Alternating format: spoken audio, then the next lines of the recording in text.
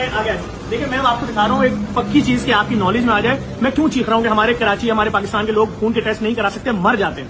और मैंने एक चैरिटी अस्पताल से यानी एक वेलफेयर अस्पताल से अपने टेस्ट कराया जाए। सस्ते होने चाहिए टेस्ट, उम्मीद है। आइए पहले मरीज का नाम पढ़े जिसने टेस्ट कराए।